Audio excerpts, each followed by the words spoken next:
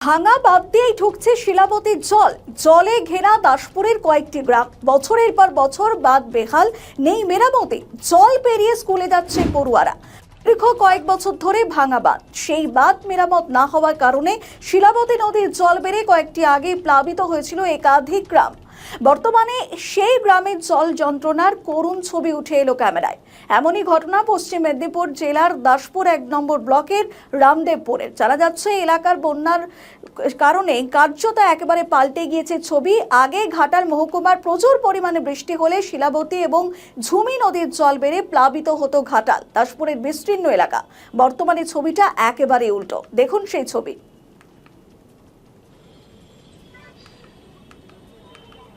এবং যা ভাসিয়ে নিয়ে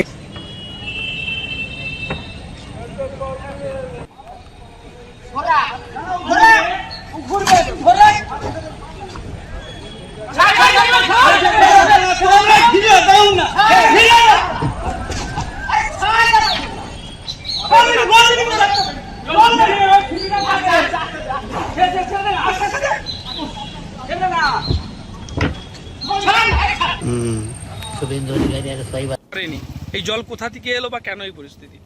জলটা এলো বলতে আমাদের পেছন দিকে একটা রামদেবপুরে একটি হানা আছে, দীর্ঘদিন ধরে এই হানাটা পড়ে আছে। তার জন্য সেলাই নদীর যে বাঁধটা সে আজ পর্যন্ত কোনো কাজ হয়নি।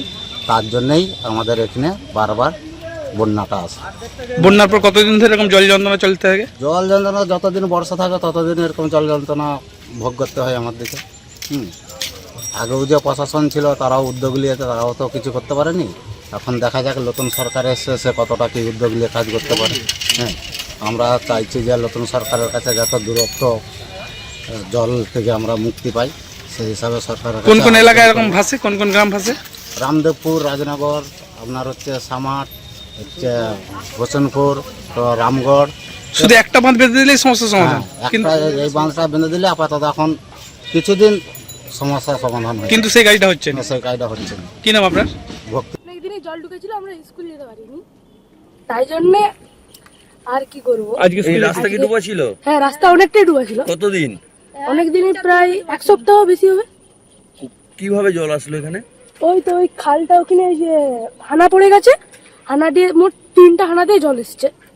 ওখানে হানা পড়ে গেছে 3টা, ওখান দিয়ে জল এসছে। তাহলে এতদিন পড়াশোনা বন্ধ ছিল? হ্যাঁ তাহলে আবার জল আসলে আবার ডুবে যাবে তো? হ্যাঁ, নৌকো টৌকো চলেনি এখানে? নৌকো চলে, মানে যারা প্রাইভেট, যাদের নিজেদের, তারা চালায়, নইলে কাকু নিয়ে যায়নি। কাকেও নিয়ে যায়নি, সবারই তো নৌকো নেই। হ্যাঁ।